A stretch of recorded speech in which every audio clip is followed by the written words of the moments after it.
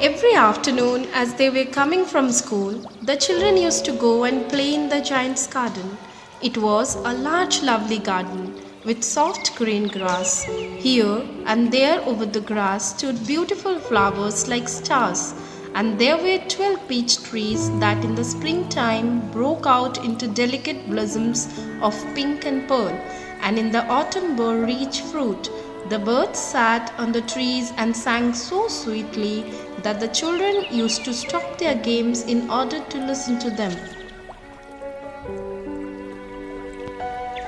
This is the most beautiful place on earth. How happy we are here. One day the giant came back. He had been to visit his friend to Cornisog and had stayed with him for 7 years. What are you doing there? My own garden is my own garden. Anyone can understand that, and I will allow nobody to play in it but myself. So he built a high wall all around it and put up a notice board. Trespassers will be persecuted. He was a very selfish giant.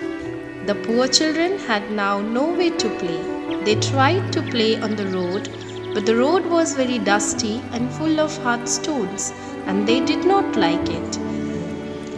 How happy we were there.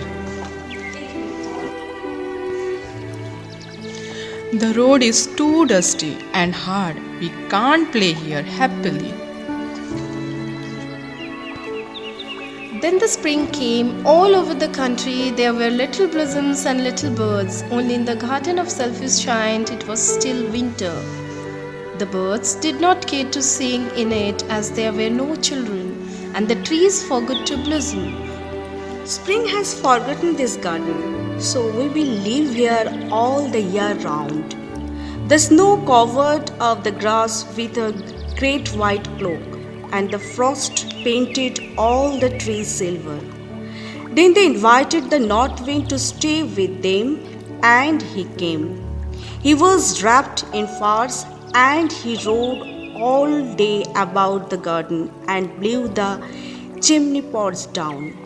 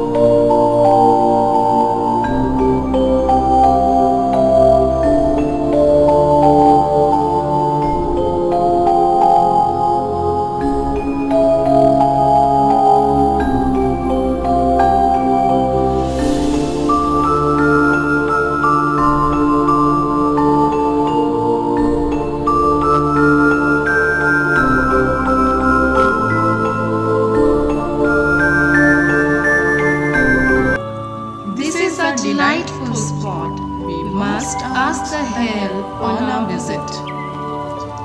So the hell came. Every day for 3 hours he rattled on the roof of the castle till he broke most of the slates, and then he ran round and round the garden as fast as he could go. He was dressed in grey and his breath was like ice. I can't understand why the spring is so late in coming. I hope there will be a change in the weather. But the spring never came, nor the summer. The autumn gave golden fruit to every garden, but the giant's garden she gave none. He is too selfish, so it will always be winter here. One morning, the giant was lying awake in bed when he heard some lovely music. It sounded so sweet to his ears that he thought it must be the king's musicians passing by.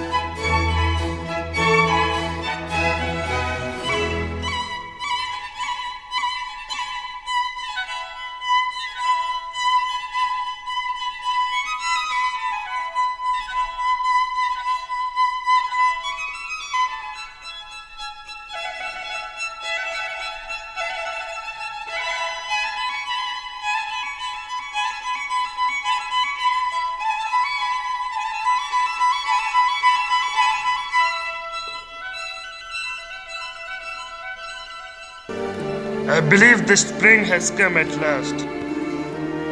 And he jumped out of bed and looked out. What did he see? He saw a most wonderful sight. Through a little hole in the wall the children had crept in, and they were sitting in the branches of the trees. In every tree that he could see there was a little child. And the trees were so glad to have the children back again that they had covered themselves with blossoms and were waving their arms gently above the children's heads. The birds were flying about and twittering with delight, and the flowers were looking up through the green grass and laughing. It was a lovely scene. Only in one corner was it still winter. It was the farthest corner of the garden, and it was standing a little boy. He was so small that he could not reach up to the branches of the trees. Climb up, little boy, Said the tree, and it bent its branches down as low as it could. But the boy was too tiny, and the giant's heart melted as he looked out. How selfish I have been.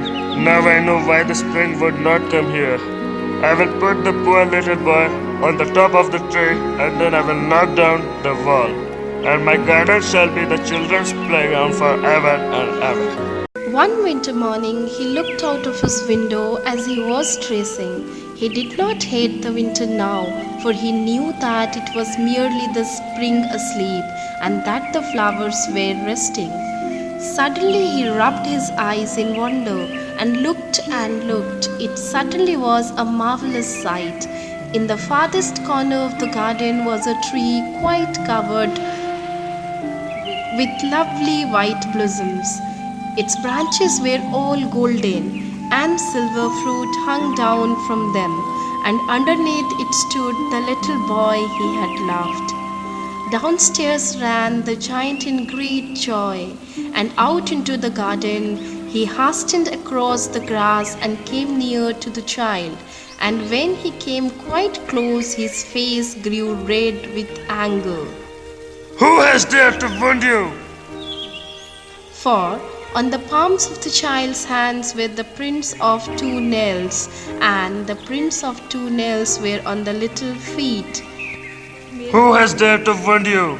Tell me that. I may take my big sword and slay him. No, but these are the wounds of love. Who has done this? Whose work is this?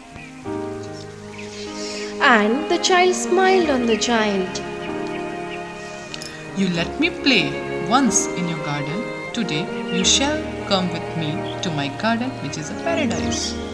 And when the children ran in that afternoon, they found the giant lying dead against the tree, smiling and covering with blossoms.